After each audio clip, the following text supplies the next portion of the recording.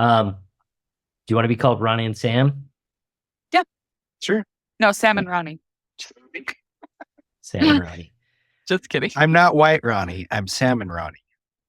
What? Yes, that's correct. That is correct. What is Salmon? White Ronnie? Salmon? Oh my God. Wow. I guess you have to be a dad. That wasn't that joke. You're just fucking with me. That was Right. Be a dad. That is making the cut. Hey everybody, welcome to Thrive Beyond Pornography. I'm your host, Zach Spafford, and tonight I have a couple of special guests, Sam and Ronnie. And so Sam and Ronnie have been working with me for, well, to be perfectly truthful about it, Ronnie, you signed up like 2 years ago. Yeah. And then you did nothing for a year. Essentially. Yeah. I figured all I had to do was pay the money. And I'd be good. That's how it works. And then the magic happens. So then like a year later, you came to me and you were like, hey, so you remember all that money I paid you? Can I actually do this work with you? And I was like, yeah, totally. But you need to bring your wife. Yeah. What did we have? I think we had like maybe 1.5 sessions before you were like, yep, time to work together with your wife. Yes. Well, yeah, exactly. It was like, yeah, we can do this. Like we can fix Ronnie, but we need to work. Oh, yeah. The real problem is no, it really wasn't Sam. It was really this relationship that you guys had that wasn't going any better. And so we weren't going to get porn out of the way unless we worked together. So I thought that was, you're exactly right. It's like, let's do this together. So tonight I want to talk to you guys about your experience and just ask you some questions, tell your honest truth and share what you think. How's that sound? Okay. got it. I hope that as you listen to this, you can see yourself in Sam and Ronnie and become willing to make the shifts that Sam and Ronnie made. So, do you guys want to introduce yourselves? Is there anything you want to say about yourselves before I ask you any questions? Like what kind of things? I don't know. I'm never good at introductions. I don't know what people want to know. They want to know how long you've been married. Oh, okay. So Will have been married for 17 years in August. Wow. We have 5 children, and what else? Sam, you're a stay-at-home mom? Yep. Ronnie works hard in his own business? Yep. Definitely. Let's see. We were kind of the Mormon epitome, getting married. I was 19. He was 21, fresh off the mish. We dated. Well, actually, we were met and married in under 6 months. So. Yeah. It's a race, man. Yeah. So that in itself is a lot to unpack. That probably tells you a lot about our time for the last 17 years. We didn't have a lot of experience. We didn't have a lot of knowledge or even education, I guess you would say, on relationships. Yeah. So we're kind of winging it for a really long time. Well, tell us what your relationship was like before you came to coaching. We were discussing this, and the first word that popped into my mind was hostile. It was a hostile working environment. Yeah. Sam was a bad manager. Oh. I'm just kidding. But what I said was, and you were not a great employee either. I know, right? Let's be honest. It was parental. It was like parent-child relationship where Zach, you've described me many times as a petulant child. So I'll take that one with me forever. I only say that out of love. It needed to be said. 0% wrong, sir. 0%. No, I would say that, yeah, it definitely had my moments. Lots of them. I love it. When you guys decided to really dive in on this, what had you tried before and how did it go? How was that whole process of 17 years of trying to get along, trying to grow up, trying to not have a hostile working environment? What was that like? Yeah. Well, like I said, we winged it for a really long time. We beat the dead horse, had the same conversations, the same fights, never a better outcome. Finally, about 2 years ago, right after the birth of our 5th child, we kind of just hit this fever pitch where I said, we're going to therapy. We can't do this by ourselves. It's not getting better. Had a really hard time finding a therapist. do a Google search. It wasn't easy. I feel like we talked about therapy for months before we ever found somebody. And when we did, it was good for a while, but it helped us find the problems. There weren't a lot of solutions offered. The therapist was good at saying, okay, well, what bothers you? Well, what do you think about that? It was never, hey, let's fix it this way or let's try this. It was very much, oh, yeah, that is a problem. And then it just got worse. I think of it kind of like building a house. There's always going to be some excavation that has to happen, right? But we just kept digging and digging and digging and digging and digging and never did any building. It was like, wow, this is just getting worse and worse. And then we found another therapist and worked with him for like 6 months. And so we did have 2 therapists. The first therapist had been my previous therapist that had diagnosed me with anxiety and panic disorder. And I think we only went to 1 appointment with him. Because it was obviously not his specialty. Yeah, it was short. It was short-lived. But between him and the other guy, I mean, it was just, I feel like it was digging and digging and digging. Yeah. Never actually. I would say I can never say this word, exacerbated. We definitely got worse. We had some really bad knockdown, drag out, just fights. I mean, it was kind of scary, actually. We had some moments where it just felt like, are we going to get through this? Yeah, it was definitely the first time in our marriage that I allowed myself to entertain divorce. Yeah, it was the first time that it came up pretty serious for me too. It was just like, I really don't want to get divorced. I love Sam. I want to be married to her, but this life sucks. Yeah. I really love your analogy of like digging and digging and digging. Like you're turning over all the dirt, and all the dirt is out there, but you're not planning anything. You're not filling that hole with anything. You're just like, yep, you guys suck. Deal with it. It's like that sounds hard. It was hard, and I would show up for every appointment thinking, okay, he's gonna give us the deets now. He's gonna give us the goods, and every appointment would be like, so what do you want to talk about? And I'd be like, I thought you were gonna tell us what to talk about. I thought you were gonna give us some tips and tricks, but they never came.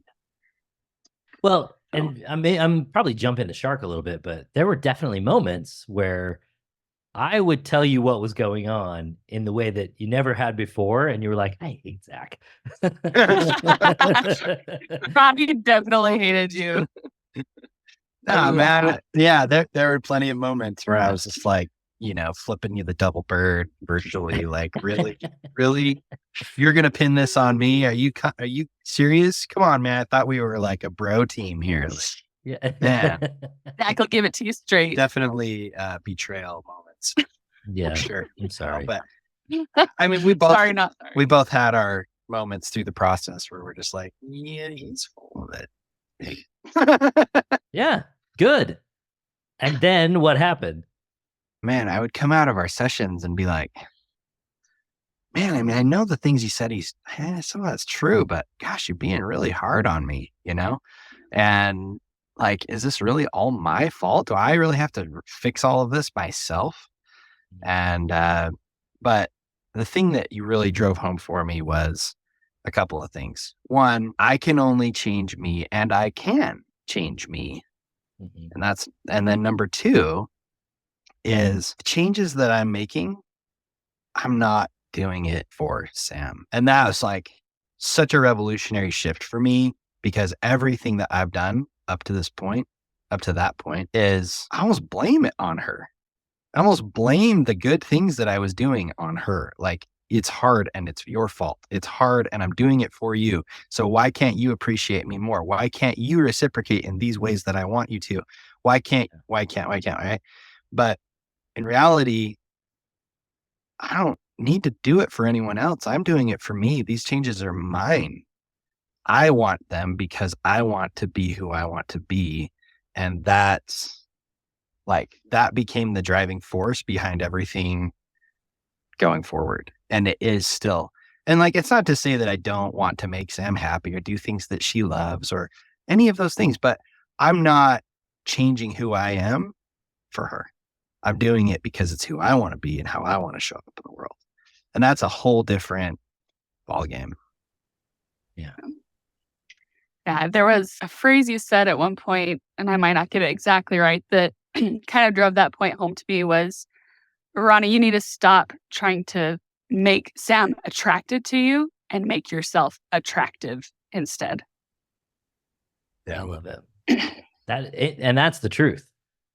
Yeah. And that is the honest truth. There's nothing that you can do to make someone love you. You can only become more attractive by being a good human, being the best version of yourself. And it works. So, Ronnie, there were some hard things for you to learn. There were some hard things for you to grow through, but you weren't the only one who did growing here. No. Sam, tell us about how you. Zach told me I have a limited, what was the word? Capacity. I have a limited capacity for intimacy. I was like, oh, she's going to love that. Zach had an exercise that I really bucked. And it's still difficult for me. I'm still learning on this one. Yeah. It was hug until relax. And I think I just spent so much time wound up. Because like you said, I'm a stay-at-home mom to 5 kids. It's a lot going on. And B, it kind of works in tandem with Ronnie's working to become attractive. Like I was almost repelled by him because he was trying so hard to make me love him, essentially. I mean, obviously I already loved him, but make me attracted to him, make me, want him. I had to learn to open up and to trust that Ronnie was a safe place with the changes that he was making. That was really difficult for me because for so many years, he hadn't felt like a safe place. He hadn't felt like a home for me. Right. There's the addiction portion or the pornography portion, whether you call it addiction or not, but that played into it more on the trust side, really learning to see Ronnie and the good person that he is and all that he tries to do and represents. And then the times Ronnie messed up and he isn't deserving of my affection. It was, no, Ronnie's my husband and I love him. And, after we'd built up more trust, it was like when he makes decisions I don't agree with, or he has a moment of frustration and blows up, those aren't as monumental anymore because we have that layer of trust and safety now. And I'll say, oh, Ronnie's having a hard moment.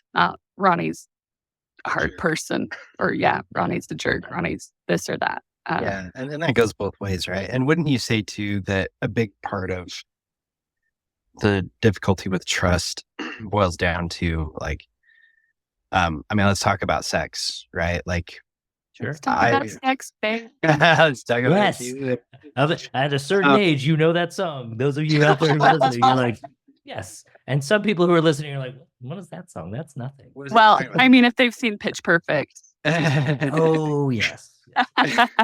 Revived it. What I was going to say is just, like so many people, our quote unquote sex drive is mismatched, right? Where I'm like, hey, let's go. High desire, low desire. And she's like, wait, sex? What's that? Like, oh man, you want that again? What the heck's the matter with you? Is that all you think about? What am I, just an object to you? Whatever. And it's like, that's where the petulant child thing comes in. I feel like people kind of deserve to have this circle completed. Yeah. It's where I would be like, throw a tantrum, right? And sometimes we're worse than others.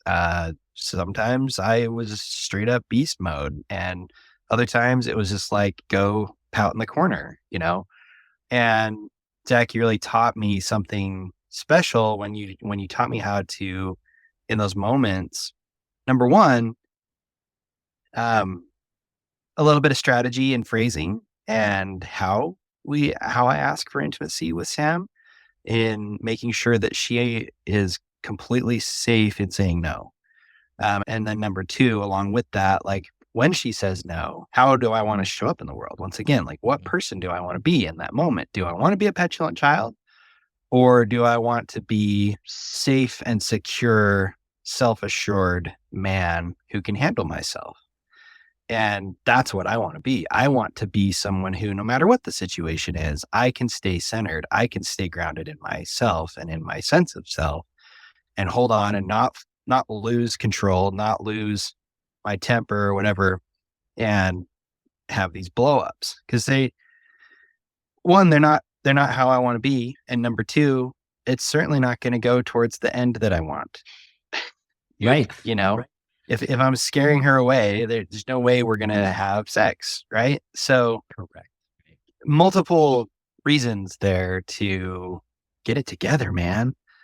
And just, I don't know, like, Sam's become a lot safer space too through the process, where I just feel like I can tell her whatever I need to tell her, as long as I'm holding on to myself, as you like to say, and, staying, what's the word? Staying safe. And then Centered, choosing grounded. Yeah. And it's been like, that's just such a shift. And it sounds so simple. Like, why did it take us? It sounds 15, simple. sessions or whatever. Like, why was this such a long process? But it's been a really, really, really hard, but completely worthwhile thing that has 100% changed the dynamic in our relationship. I think you are describing the reason why Sam is able to step into that intimacy. Because even though I think it was true, Sam, that you had a limited capacity for intimacy, and there's some deep reasons behind that, the truth is that Ronnie was not a good space for intimacy. It wasn't just me saying, hey, you need to step in to intimacy and fully embrace whatever it is that's going on. That wasn't the Right. truth. You weren't saying go against your intuition. Right. You weren't saying force it, fake it till you make Right. it. None of that.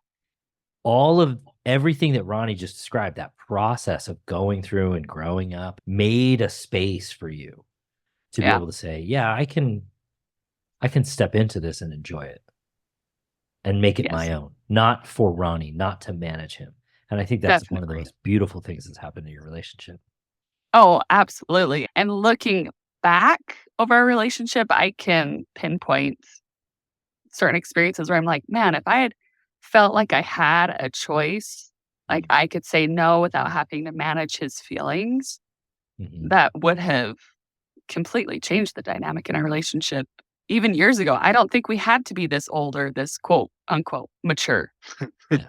No, I think if we had had these tools from the beginning, 100%. we could have had a really healthy, intimate relationship from the start.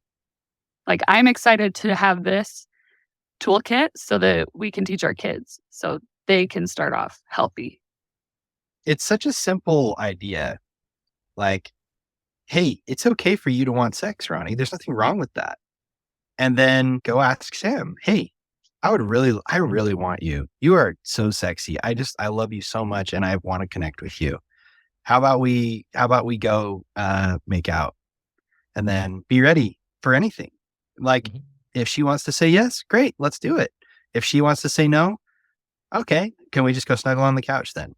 Like, I just want to be close to you. Yeah. And doing that over and over and over again builds the trust for her then to she's totally changed. I've changed. I don't know. Something our whole relationship has changed. Well, it's what you said. It's the trust. It's over and over again. You're proving that you're reliable, that you're going to be the same every time. Yeah. And that is huge for me, because before it was, I would have to manage his feelings and have to think about, well, if I say this, then he's probably going to respond like this. And then he's going to be a grumpy turd the rest of this time. Or, a really big one was if Ronnie was going to leave town. I need a send off. Come on. Yes. He would really drive home. We have got to have sex before I go. What if I die? What if you never see me again? What if I'm maimed? Like, I really need the send off. It's going to make it easier not to look at pornography if we have sex before I go. Like, it was huge amounts of pressure. Enormous pressure. And I'm an anxious person. I told you I had panic and anxiety disorder. And so that didn't help anything. I wasn't thinking all day long, I can't wait to have sex with my husband and send him off. It was, oh my gosh, like we have to have sex tonight, but I'm not in the mood. What am I going to do? I don't want to be touched. I don't want, Yeah. I was so in my head. And so by the time nighttime came around, I was like, I'm going to avoid him. I'm going to fall asleep in the kids' room, or I'm going to take a really long time to get ready. Or take a 3-hour shower. Yeah. It was an avoidance thing. And Yeah. that's so sad. We missed out on so much, I feel like, But you have now. And now. Yeah. And we've had some really, really great experiences, since doing our sessions that wouldn't have been possible before. And I feel myself soften toward him. And actually, like, even though I am the lower desire partner, I find myself thinking about him in intimate ways when he's not there and being like, it's so weird. I would have never, I didn't think that I had that kind of desire because those thoughts never happened before. Yeah. That's crazy. Well, you were always on guard, and Ronnie was Yes. never safety there. There was never freedom there. It was always a management process. And watching you two interact after all of these sessions, it's fun to see you happier. Yeah, we are much happier. Definitely. You're definitely happier. We've always been very compatible personality-wise. Like, if we're going out to play, hiking, any activity, we have a really great time. But for a long time, the intimacy and the trust and vulnerability, even, we weren't having vulnerable conversations with each other before. And now we are more open to kind of the nitty-gritty and getting each other's thoughts on things where before probably would have locked it away and just dealt with it. And I think a big piece of that is this whole idea of managing each other's feelings, right? Because it's like, if I share with Sam my most vulnerable parts, there are two fears for me. One is that it's going to be too much for her. Like, she's going to feel like she has to like coddle me or take care of me or fix whatever I'm talking about. And two, I forgot the second thing. It was good. It was going to be good. But now when we have these vulnerable conversations, at least, one of the skills that you have made very sure that I adopt is this: you don't have to fix this, right? This is my problem. I'm just talking to you so that you can know me. Yeah. I'm just talking to you about it so that you understand. And we've had some very honest and vulnerable conversations about sex too, where she has said no. And I've been very honest and open with her, of telling her like, dang, I'm actually really sad about that. Like that's disappointing. I'm not telling you that so that you feel guilty or so that you feel like you have to fix this for me. This is my problem and I'm dealing with it and I will deal with it. Yeah. I'm okay. But I also want you to know me and know how I feel. And that's, it's just it's that vulnerability and sharing process that has shifted as well, to where neither one of us expects the other person to fix it for us. It's just, hey, can I share this with you so that you know me? Well, and I'm still learning that one, because when he tells me he's disappointed in not having sex, my chest still tightens a little bit and goes, oh no, like, here comes, shoot. And then we keep talking. He's like, but I'm okay. Like, we can snuggle. And every single time he proves to me, like, no, you can trust me. Like, of course I'm sad. I want to be with you, but it's okay. Let's just snuggle and fall asleep. And then I can feel myself relax and just go, oh, okay. Yeah. And then just when I get myself resolved to go to sleep and just get up, and then she comes on to me and I'm like, what is happening? That's perfect. But I want to Well, it's that freedom. You created space for her to decide, well, what does she want? And for so many years, there wasn't that question. The question was never, what does Sam want? The question was, how do I manage Ronnie? And now that that Ronnie's managing Ronnie, Sam can go, well, what do I want? Yep. Yeah. And I want to zoom out. Like, I feel like we're kind of hyper fixated on this sex thing because it is a big piece, right? Like, it's a big piece of the things that we struggled with and the dissonance in our Sex It was is the dead often, but yeah. but Well, there's sex is so much. often the barometer of a relationship. Yeah, well, I like barometers, and yeah, that's. You like sex. Science.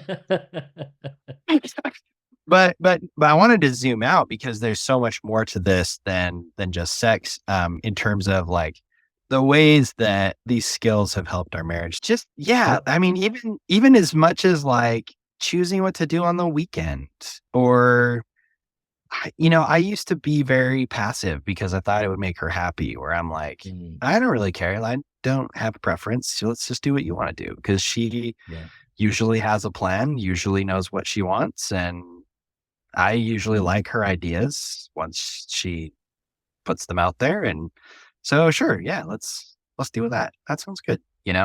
But now I'm getting into a place where I'm like, you know, hey, Saturday, I'd really like to, I want to work on the garage, and I want to go to the gym, and I want to go for a hike with you and the kids. And I, just kind of list off a few things that I'd like to do, and then see what she had in mind. And then we actually have a adult conversation about it. Yeah. Merge our plans.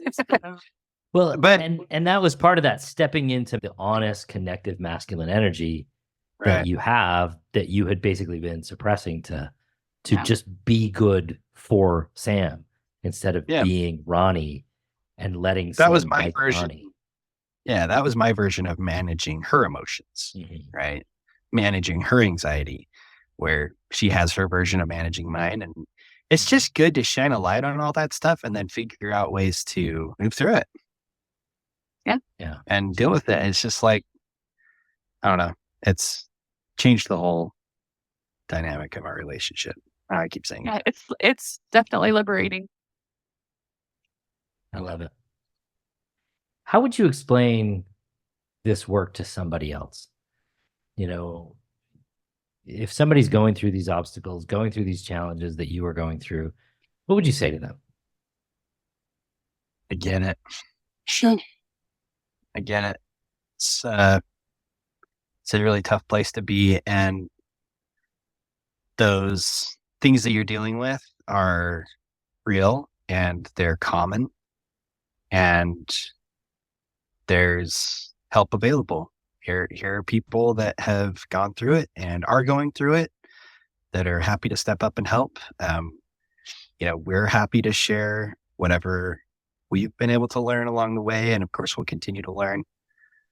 It's worth it. It's hard. Sucks sometimes, most of the time, but it's worth it. What is it that's worth it? We're worth it. Yeah. I'm worth it. She's worth it. We're worth the effort. Mhm. As God's children, we have had a lot of effort put into us by Him and by our Savior, and we're worth it. Like, there's nothing that makes us worth it other than that. Yeah. I would add, marriage doesn't have to be drudgery. You hear people say, oh, marriage is work, marriage is work. Well, what does that mean? It doesn't mean that you are miserable. Mhm. It doesn't mean that it's hard and awful. It means this is work, the good work, where you learn and grow and build on these principles and really work to know each other and be safe for each other, because before I would say we were miserable. We were miserable for a few years. There were a lot of years that we just swept things under the rug and kind of coasted, and our marriage wasn't what it could have been. There is so much joy to be had in marriage, and I feel like that's what we've found again through working with you and with Darcy. And I have talked to several friends, and I have been excited to tell them because they all have some problems. I'm like how based, which is the biggest part for me, is I Sorry. love. I lost you at they all have similar problems, and then it just blanked Oh, out. okay. The heck? Yeah, I noticed your blinking kind of held there. I was like, is he falling asleep? Are we that boring? But you're saying I have some friends and I'm telling them.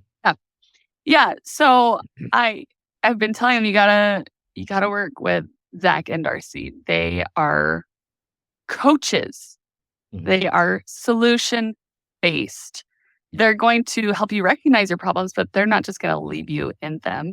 They're not going to be like, oh, that's interesting. Tell me more. It's okay, cool. Here's what we're going to do. Here's the psychology behind this. Here's how this works. This is why you are having this response. Your body is having this response. That really spoke to me because I had done all of the Instagram investigating, all the psychology accounts. And so I had these ideas circling in my head, but it wasn't until we came to coaching with you that you were able to put words to my thoughts. And then you were able to express them to Ronnie in a way that he accepted them. Because I had tried in my own way to bring up certain ideas, and they were not. They were not. When you called him a petulant child, it didn't work. But when I did, it did. Yes, it's so nice to have that third party, Listen, guys, come on. No, I to remember. be fair, I think I said that this is the behavior of a petulant child. And I don't go about trying to make people feel bad. I hope that huh? Say that again. I tear you down to build you up. I try not to tear you down while I'm helping you build yourself up. But sometimes that blunt truth has to be heard. And once you see the blunt truth, you can do the changing that needs to happen. Yes. Well, you're not afraid to call us out, I am sometimes afraid to call people out, but I do it anyway because I know it's better for them. There you go. There you go. You do call us out. And so, yeah, I would just say it's just a really, well, I was going to say it was a really hopeful work for me, but I say that with kind of a giggle because every time I came to a session, I was like, I'm so hopeful. This is so great. This is so wonderful. I'd look over at Ronnie and he would just have like this scowl on his face and be like, come on. Right, babe? And he's like, actually, this sucks. I hate this. To me, so when you were talking, and you're absolutely right, by the way, I was definitely in a negative space a lot of times, but it's good, all good things. But when you were talking, it reminded me of like, let's say you want to learn to play football. There's a certain amount of locker room time and chalkboard time that is necessary for you to learn how to play football. Yeah, you gotta learn a little bit of theory. You gotta learn the rules, how the game is played, watch some film, whatever. But you're not really gonna play football until you get on the field and play. And I feel like that's kind of the difference with what we've experienced with you, Zach, versus what we've done in the past. Is like everything before this was locker room time. And we never really got on the field and had a coach out there play by play. Hey, tweaking, doing this, do this, change this little thing here, change this little thing there. Hey, I watched how you did this. You sucked. Or, hey, that was a great pass. Good job. That was exactly what we're looking for. And like, that's coaching, right? Yeah. And that's, I think, why it works. Well, I really loved that we would come to be like, well, we had this major fight, and you would say, okay, let's go through it. Let's walk through it. Sam, tell me. Ronnie, tell me. And then you would step by step say, okay, well, here's what happened here, and here's what we could do differently. You coached us through actual experiences that happened to us. And I found that incredibly helpful to be able kind of to review the tape, go back and review the game and be like, oh, okay, that makes sense. And to be able, the next time we were arguing, be like, okay, wait a second. What did we learn? Yeah. Hold on. And then apply it. Yeah, it wasn't about calling balls and strikes. It was about getting into your heads and saying, okay, this is what's behind that. Yeah. How can we adjust that? What's important to solve there? Yeah. And always with the questions overarching, who do you want to be? Yeah. And what do you want? Yeah. What do you want? What are you actually trying to get? Mhm. Yeah. And at the end of the day, it wasn't sex. No, it's connection. It was connection. And that was a huge shift for me too, to be like, okay, Ronnie's not this rabid sex monster. Oh, yes, I am.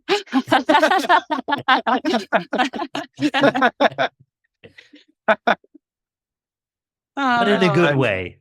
It is not. It is Right, not right, the right. one and only thing that I desire. I truly Yeah. I want to connect. But, that was the shift for me. And the shift for him was to show up in ways that not Conducive to not that. proved, but proved that that's not all he was after. Like Yeah. that he didn't have to prove it to me, but that just showed like, no, I'm here for so much more. Like sex is definitely the cherry on top, Oh, yeah. but I'm here for all of it. Yeah. Well, and you felt chosen in that framework rather Yeah. than used. Yes, absolutely. There were many times in our marriage that I was like, man, I'm just a body. What am I even here for? And or just like, let's just get through this one and then it will be I can at least hold him off for, a A week, couple more hours. Yeah. 4 or 5 days a week, until Yeah. we have to face that again, and I Yeah. don't feel that pressure as much anymore, that whether it's real or imagined, if we hit a week, I'm like, oh shoot. But it's getting better to where I'm like, no, actually, this is okay. And when I am here to choose it, then it's gonna be better. Well, it's all a journey, right? We're not. Yeah. It's not like we're cured. Yeah. Like we're not human anymore. Woohoo! We've achieved robot status. It's just not like that, but it's just leaning into feeling the feelings and being who we are and Yeah. holding on to ourselves and just being able to choose that closeness Yeah. with whatever is going on. Yeah. Like there have been moments where we've been really at each other still about this or that, but much more calmly. And then even still with that, still choosing, hey, why don't we hold hands? Yeah. Yeah. Why don't we snuggle? Why don't we have a hug? And I usually say, no, thank you. He goes, okay. Yeah. And it's crazy how even in that moment with that small exchange, it dissipates so much of the tension. Yeah. And then it usually does still come back together in some form of closeness. Yeah. Mhm. And that's been a big discovery for me, that really is what I want. As the man with the sex drive, like you would think all I want is sex, but it's not. I do want that. But way more than that, I want to be close to Sam. I love her. Mhm. She is my soulmate. She's my person. I've chosen her for eternity. And I really want to be connected to her. And so sometimes I do that on her terms, and that's fine. In fact, a lot of times I do that on her terms. Because And I it's like still that you guys are saying, I'm not perfect. We're not perfect. This isn't solved every single disagreement for the rest of our No. lives. It's given us a toolbox where we can Yes. connect and resolve things without getting disorganized, disrupted in our emotional states.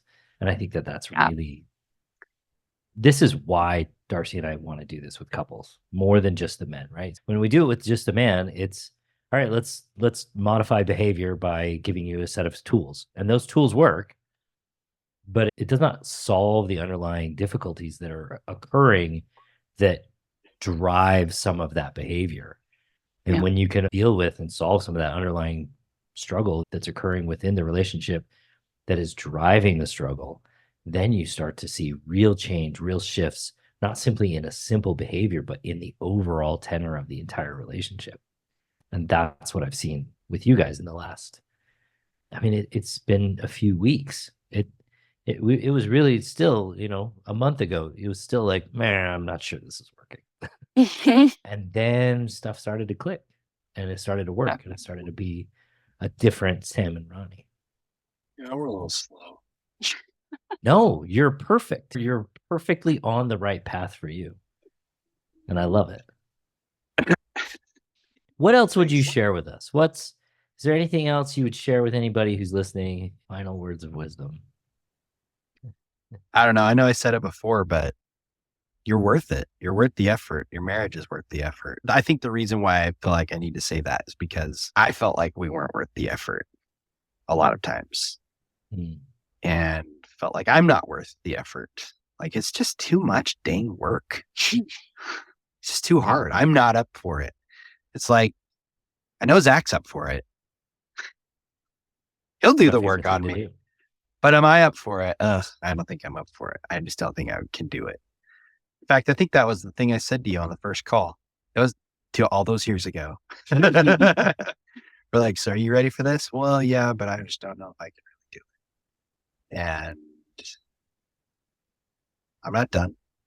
Yeah. I haven't completed my journey. But, oh man, I look back at that day versus today, and I'm really glad I put in the effort. And I will continue to do the effort because it's worth it. I think it's really easy to play the comparison game, right? Especially with social media and just, being out and about with friends to think, man, they have a great marriage. They've really got their stuff together. Look at their kids. Look at their family. They've really got this nailed down. And then to go back and look at your marriage in tatters and think, geez, what are we doing wrong? What is wrong with us? And then to be able to go through this work and just realize that there is nothing wrong with you. You just lacked the tools. You lacked the education. You lacked a teacher, your sensei. And to I'm not wearing that outfit. if you showed up to a call In a karate outfit. Oh, that would be incredible. That'd be amazing. So yeah, I just think even people look to our marriage. I've talked to people that have been like, really? You're in coaching, you're in therapy. Ronnie looks at pornography, you this, that, the other X, Y, and Z. Wow. I would have never expected that. Because Ronnie's super outgoing, happy-go-lucky, funny, and tell me more about this. And we have fun together and we love talking together. But behind closed doors, everybody's struggling. Everybody's going through growing pains and suffering. And so I would just say, don't be embarrassed. Don't be afraid that you're the only one, because you're not. Everybody's dealing with this. And then it is worth it. I love it.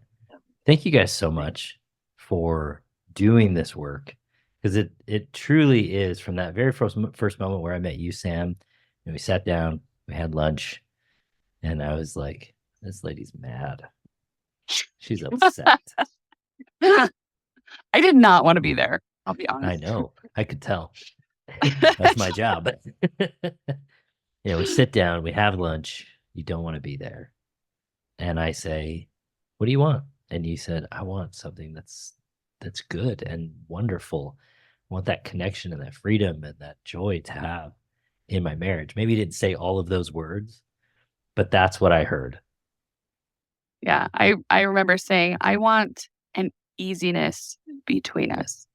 Yeah. Not that I want it to be easy. I want a comfortableness, a closeness, that it's just we're side by side doing our thing and enjoying life together. Do you feel like you have that now? A lot more than we did. Yeah. Obviously, we're not perfect, but yeah, definitely feel like we're more in tandem and not so negatively enmeshed. Yeah. Yeah. And thank you, Zach. Thank you for the program. Thanks for persisting with us and calling us out when we needed to. And just you've really empowered us with some great tools. Yeah, thank you. You guys are awesome. Very good. I really enjoy working with you. Thank you think guys because for you're being a awesome. part of this. Thanks for sharing your story. I hope that it helps someone, whether Me too. they, they step into coaching or whether they simply hear this story and realize they are worth it and that they can do this and that they're not alone. All right. Yeah. Well, I know it's late and I appreciate you guys doing this. Thank you so much from the bottom of my heart. Yeah, thank you. Yeah, thank you, so Zach. much. Do you want to be called Ronnie and Sam? Sure. No, Sam and Ronnie. Sam and Ronnie. Just kidding. I'm not White Ronnie. I'm Sam and Ronnie. What? Yes, that's correct. That is correct. What is Salmon? White Ronnie? Salmon. Oh my God. Pink, also known as Pink Ronnie. Wow. I guess you have to be a dad. That wasn't that joke. You're just packing with me. That was Right. Be a dad. that is making the cut.